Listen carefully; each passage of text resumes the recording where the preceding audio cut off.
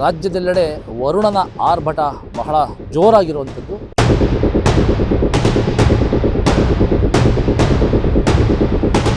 ನಿನ್ನೆ ರಾತ್ರಿ ಸುರಿದಂತಹ ಧಾರಾಕಾರ ಮಳೆಯಿಂದಾಗಿ ನೆಲಮಂಗಲ ತಾಲೂಕಿನ ಕನೇಗೌಡನಹಳ್ಳಿ ಗ್ರಾಮ ಪಂಚಾಯಿತಿ ವ್ಯಾಪ್ತಿಯಲ್ಲಿ ಬರುವಂತಹ ಇಸ್ಲಾಂಪುರ ಗ್ರಾಮದಲ್ಲಿ ನೀರು ಮನೆಗಳಿಗೆ ನುಗ್ಗಿ ಸಂಪುಗಳಿಗೆಲ್ಲ ಹೋಗಿ ಸಾಕಷ್ಟು ಸಮಸ್ಯೆಗಳು ಉಂಟಾಗಿ ಜನರ ಜೀವನ ಯಾವ ರೀತಿಯಾಗಿದೆ ಅಂತ ಹೇಳಿದ್ರೆ ಅವರು ಹೇಳ್ತಾ ಇದ್ದಾರೆ ಕೆಲವೊಂದು ವಿಡಿಯೋದಲ್ಲಿ. ಆ ವಿಡಿಯೋಗಳನ್ನ ನಾನು ಮೊದಲು ತೋರಿಸ್ತಾ ಹೋಗ್ತೀನಿ.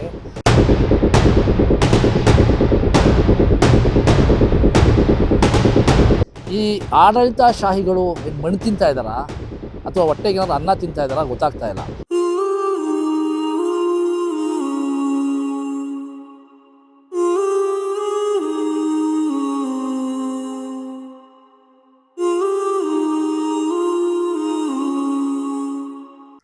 ನಮಸ್ಕಾರ ಸ್ನೇಹಿತರೆ, ಈಗಾಗಲೇ ರಾಜ್ಯದೆಲ್ಲೆಡೆ ವರುಣನ ಆರ್ಭಟ ಬಹಳ ಜೋರಾಗಿರುವಂಥದ್ದು. ಕೆಲವು ಕಡೆ ತುಂತುರು ಮಳೆಗಳು ಆದಂಥ ದೃಶ್ಯಗಳನ್ನು ನಾವು ನೋಡಿದ್ದೀವಿ. ಕೆಲವು ಕಡೆ ತುಂಬ ಭಾರಿ ದೊಡ್ಡ ಪ್ರಮಾಣದಂಥ ಮಳೆಗಳು ಬಂದಿವೆ, ಪ್ರವಾಹಗಳು ಬಂದಿವೆ, ಎಲ್ಲವೂ ಸಹ ಆಗಿವೆ.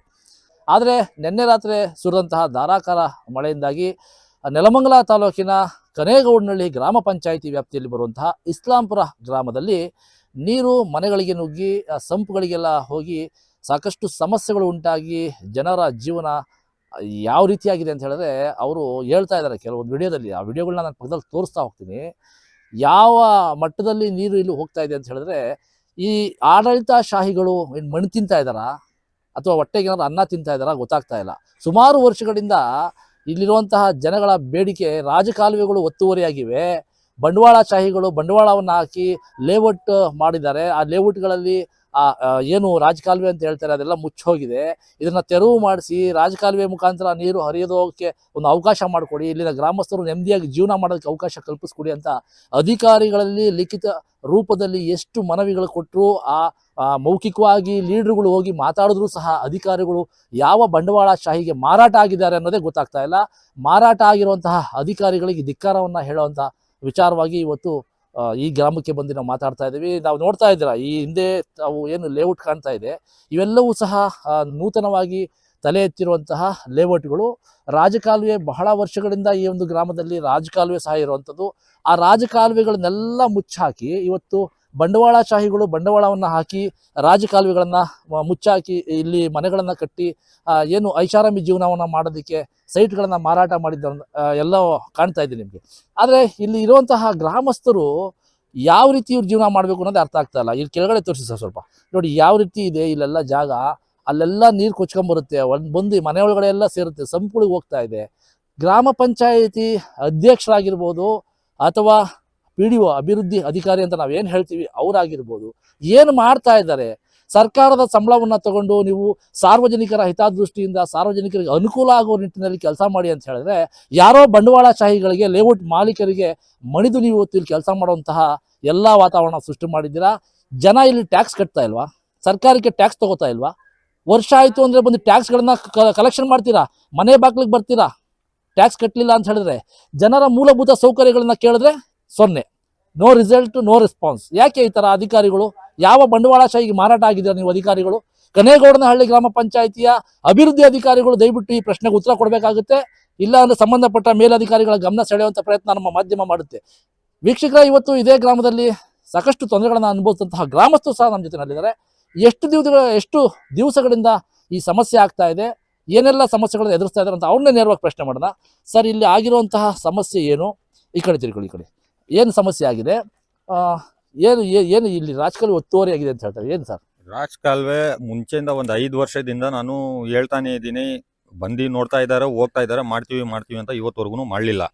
ಒತ್ತುವರಿ ಮಾಡ್ಕೊಂಡು ಎಲ್ಲ ನೀರು ನಮ್ಮ ಮನೆಗಳಲ್ಲಿ, ಸಂಪಲ್ಲಿ, ಅಂಗಡಿಗಳಲ್ಲಿ ಎಲ್ಲ ನುಗ್ತಾ ಇದೆ. ನನ್ನ ರಾತ್ರಿ ವಿಡಿಯೋನು ಮಾಡಿ ನಾನು ಹಾಕಿದ್ದೀನಿ. ಎಷ್ಟು ವರ್ಷದ ಸಮಸ್ಯೆ ಇದು? ಇದಾಗಲೇ 10 ವರ್ಷದಿಂದ ಐತೆ. ನಾನು ಒಂದು 5 ವರ್ಷದಿಂದ ಹೇಳ್ತಾನೆ ಇದ್ದೀನಿ, ಏನನ್ನ ದಾರಿ ಮಾಡ್ಕೊಡಿ ಅಂತ. ಅವ್ರು ಇವತ್ತವರೆಗೂ ಬಂದು ಯಾರು ಮಾಡೋಣ ಅಂತ ಇವತ್ತವರೆಗೂ ಯಾರು ಬಂದು ಮಾಡಲಿಲ್ಲ. ಅಲ್ಲ, ಈಗ ನೀವು ಯಾರಿಗೆ ಮನವಿ ಕೊಟ್ಟಿದ್ದಾರೆ? ಗ್ರಾಮ ಪಂಚಾಯತಿಗೆ ಕೊಟ್ಟಿದ್ರಾ ಅಥವಾ ತಾಲೂಕು ಕಚೇರಿ ಕೊಟ್ಟಿದ್ರಾ? ಯಾರಿಗೆ ಕೊಟ್ಟಿದ್ರಿ? ಮೆಂಬರ್ಗಳಿಗೂ ಹೇಳ್ದೋ, ಗ್ರಾಮ ಪಂಚಾಯತಿಗೂ ಕೊಟ್ಟು, ಆಮೇಲೆ ಅವ್ರು ಬಂದು ಏನು ತಲೆ ಹಾಕ್ಲಿಲ್ಲ. ಬರ್ತಾರೆ, ನೋಡ್ತಾರೆ, ಮಾಡೋಣ ಅಂತ ಹೋಗ್ತಾರೆ ಅಷ್ಟೇ. ಈಗ ನಿನ್ನೆ ರಾತ್ರಿ ತುಂಬ ಜೋರಾಗಿ ಬಹಳ ದೊಡ್ಡ ಪ್ರಮಾಣದಲ್ಲಿ ಗ್ರಾಮದಲ್ಲಿ ಮಳೆ ಆಗಿರುವಂಥದ್ದು. ಆ ಮಳೆ ಆದಂಥ ಸಂದರ್ಭದಲ್ಲಿ ಏನೆಲ್ಲ ಸಮಸ್ಯೆಗಳಾಯ್ತು ನೀವು ಸರ್? ನಿಮ್ಮ ಮನೆಯೊಳಗೆ ನೀರು ನುಗ್ಗಿತ್ತಾ? ನಮ್ಮ ಮನೆಯಲ್ಲೂ ನೀರು ನುಗ್ಗಿತ್ತು, ಕೆಳಗಡೆ ಇಲ್ಲಿ ಮನೆಗಳು ಐತೆ ಅಲ್ಲಿನೂ ನೀರು ನುಗ್ಗಿತ್ತು. ಅವರೆಲ್ಲ ಬಂದು ಎಲ್ಲ ಫೋನ್ಗಳು ಮಾಡಿ ಮೆಂಬರ್ಗಳಿಗೆ ಎಲ್ಲ ಕರೆಸಿ ತೋರಿಸಿದ್ರು. ಅವ್ರು ಏನೈತೆ ಇವತ್ತು ಮಾಡ್ಕೊಡ್ತೀನಿ ಅಂತ ಹೇಳಿದ್ದಾರೆ. ನೋಡೋಣ ಇವತ್ತು ಏನು ಮಾಡ್ತಾರೆ, ಏನು ಕತೆ ನಡೀತದೆ ನೋಡ್ಬೇಕು.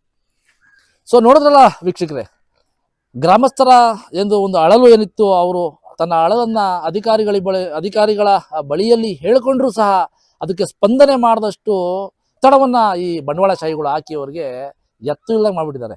ಆ ಕಡೆ ದುಡ್ಡು ಇಸ್ಕೊಂಡಿರ್ತಾರೆ, ಅವ್ರ ವಿರುದ್ಧ ಹೋಗಂಗಿಲ್ಲ, ಗ್ರಾಮಸ್ಥರ ಪರವಾಗಿ ನಿಲ್ಲಂಗಿಲ್ಲ. ಅಂತಹ ದುರಾಡಳಿತ ಇವತ್ತು ತಾಲೂಕಿನಲ್ಲಿ ತಾಂಡವಾಡ್ತಾ ಇದೆ. ಅಧಿಕಾರಿಗಳು ಲಂಚ ಕೊಟ್ಟು ಬರೋದಕ್ಕೆ ಇಲ್ಲಿ ಅವಕಾಶ ಇಲ್ಲ. ಇದು ಮುಕ್ತವಾದಂತಹ ಕ್ಷೇತ್ರ. ಇಲ್ಲಿ ಸಾರ್ವಜನಿಕರ ಹಿತದೃಷ್ಟಿಯಿಂದ ಕೆಲಸ ಮಾಡುವಂತಹ ಅಧಿಕಾರಿಗಳನ್ನು ಮಾತ್ರ ನಾನು ಇಲ್ಲಿ ಇಟ್ಕೊತೀನಿ ಅನ್ನುವಂತಹ ಶಾಸಕರು ಈ ಒಂದು ವಿಡಿಯೋನ ದಯವಿಟ್ಟು ನೋಡಬೇಕು. ತಮ್ಮಲ್ಲಿ ನನ್ನದೊಂದು ಕಳಕಳಿಯ ಮನವಿ ಏನಂತ ಹೇಳಿದ್ರೆ, ಗ್ರಾಮಸ್ಥರ ಪರವಾಗಿ ಇಲ್ಲಾಗಿರುವಂತಹ ಸಮಸ್ಯೆಗಳಿಗೆ ತಾವು ಸಹ ಇಲ್ಲಿಗೆ ಬಂದು ಸ್ಥಳ ಪರಿಶೀಲನೆಯನ್ನು ಮಾಡಿ ಸಂಬಂಧಪಟ್ಟಂತಹ RI VA ಏನು ಗ್ರಾಮ ಪಂಚಾಯಿತಿ ಅಭಿವೃದ್ಧಿ ಅಧಿಕಾರಿ ಇದ್ದಾರೆ ಅವ್ರನ್ನೂ ಸಹ ತಮ್ಮ ಜೊತೆಯಲ್ಲಿ ಕರ್ಕೊಂಡು ಸ್ಥಳ ಮಹಾಜರನ್ನ ಮಾಡಿ ಯಾರು ಈ ಬಂಡವಾಳಶಾಹಿಗಳು ರಾಜಕಾಲುವೆ ಒತ್ತುವರಿಯನ್ನು ಮಾಡಿದ್ದಾರೆ ಆ ಒತ್ತುವರಿಯನ್ನು ತೆರವುಗೊಳಿಸಿ ಈ ಗ್ರಾಮದ ಜನರಿಗೆ ಮುಕ್ತವಾಗಿ ಬಹಳ ಖುಷಿಕರವಾದಂತಹ ಒಂದು ಜೀವನ ಸಾಗಿಸೋದಕ್ಕೆ ಅವಕಾಶ ಮಾಡಿಕೊಡ್ಬೇಕು ಅಂತ ಹೇಳ್ತಾ, ಎದೆಗಾರಿಕೆ ಸುದ್ದಿವಾಹಿನಿಗಾಗಿ ವಸೀಂ ನೆಲಮಂಗಲ.